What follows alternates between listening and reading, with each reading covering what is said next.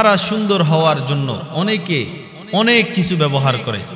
আজকে আপনাদেরকে একটা আমল বলবো, দোয়ার কথা বলবো এবং প্রাকৃতিক একটা সমাধানের কথা বলবো, যা আপনি যদি লাগান, এই যে বাহির থেকে যে আলটা, সোনো, ফেয়ার অ্যান্ড লাভলি আর যতগুলো লাগান, এগুলোর দ্বারা কোনো কাজ হচ্ছে না, বরং আপনার ফেসটাকে ক্ষতির দিকে নিয়ে যায়। আর প্রাকৃতিকের মধ্যে আল্লাহ তাআলা রব্বুল আলামিন এমন কিছু নিয়ামত দিয়েছেন, এমন কিছু বিষ দিয়েছেন, এমন কিছু গুণগান দিয়েছেন, যার কারণে আপনার শরীর, আপনার পুরা মুখ এমন ভাবে স্কিনটাকে এত ভালো রাখবে, রব্বুল আলামিন আপনার স্কিনকে বৃদ্ধ হলে যুবকের মতো করে দিবেন। তার মধ্যে এক নাম্বার হলো তুলসী পাতা। যেই তুলসী পাতার কথা রাসূলুল্লাহ সাল্লাল্লাহু আলাইহি ওয়াসাল্লাম বলে গিয়েছিলেন, এই তুলসী পাতার অনেক গুণগান রয়েছে। এই তুলসী পাতাকে যদি আপনি বেটে এবং আপনি যদি মুখে লাগান, প্রতিদিন যদি মুখে লাগানোর পরে দেখবেন যে 1 মাস যদি প্রতিদিন লাগিয়ে বেটে ব্লেন্ডার করে লাগিয়ে যদি প্রতিদিন 1 মাস লাগিয়ে থাকতে পারেন, 15 মিনিট করে লাগিয়ে রাখবেন, 1 মাস যদি লাগাতার লাগান, দেখবেন যে আপনার স্কিনটা অনেক সুন্দর হয়ে যাবে, যা এই যে ফালতু এসব ক্রিমগুলো করতে পারবে না। কারণ তুলসী পাতা এমন একটি পাতা যার মধ্যে আল্লাহ রাব্বুল আলামিন অনেক গুণগান দিয়েছেন।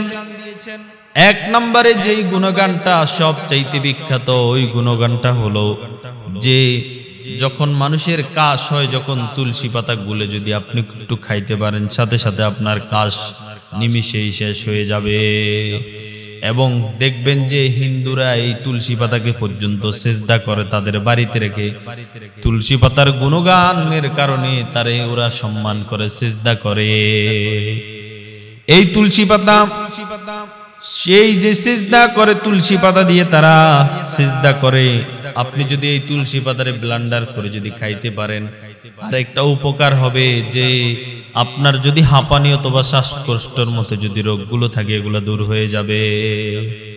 এজন্য আপনারা চেষ্টা করবেন যে তুলসী পাতা লাগানো। আরেকটা দোয়ার কথা বলবো, আরেকটা আমলের কথা বলবো, যে আমলটা হলো প্রতিদিন 5 ওয়াক্ত নামাজ পড়তে হবে। এটা বলার পরে অনেক ভাইরা বলবে যে পারবো না হুজুর, এটা কি আমল বললেন?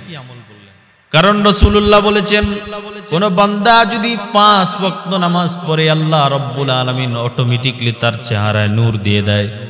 দেখবেন যে যেই মুসলমানদের, আমরা বাংলাদেশের মানুষ সবগুলো এত সুন্দর না, আমাদের থেকে বেশি সুন্দর ইউরোপিয়ান বিভিন্ন জায়গায় সুন্দর আছে, আমাদের থেকে হাই কোয়ালিটির সুন্দর, কিন্তু মুসলমানের সৌন্দর্যের ভিতরে যেই নূরটা পাওয়া যায় তারে দেখলে ভালো লাগে, কিন্তু ইহুদি খ্রিস্টান যে তাদেরকে দেখলে দেখবেন যে একটু ভালো লাগে না, অথচ মানুষটা সুন্দর, চেহারাটা দেখলে জানি কেমন লাগে।